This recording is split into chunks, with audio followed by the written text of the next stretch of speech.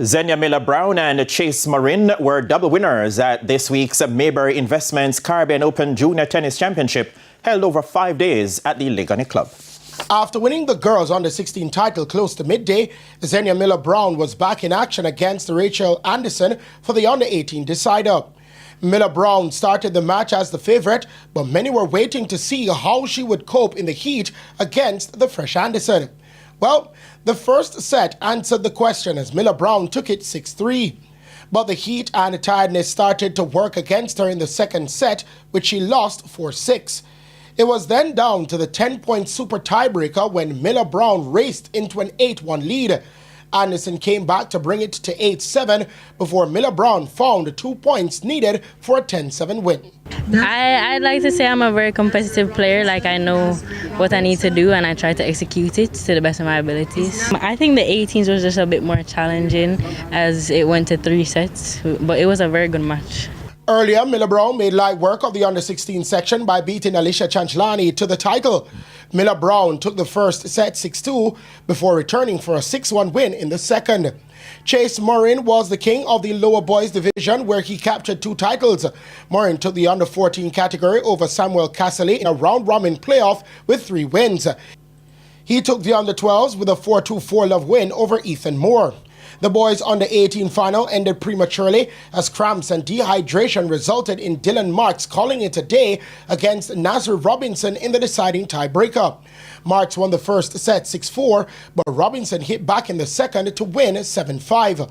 All this time, Marks was struggling to stand, and after a couple serves in the decider, he shook hands with Robinson, thus calling time on the match.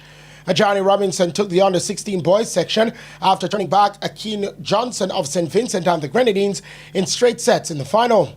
Robinson wrapped up the first 6-3 before sailing through the second 6-2. Isabel Bailey took the girls under-14 section, which was played in a round robin. She beat Sahai Faulkner 6-2, 6-4 after the two went into the game unbeaten after 2 rounds.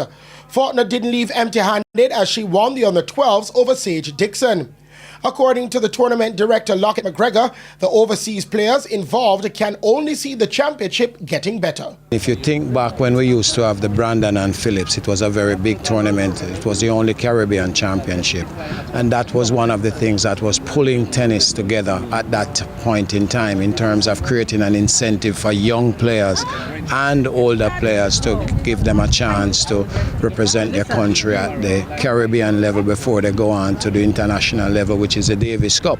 4 players from St. Vincent and the Grenadines took part in the championship. Tournaments like these are very, very important for Caribbean people because we don't have a lot, especially coming from the smaller islands and further down.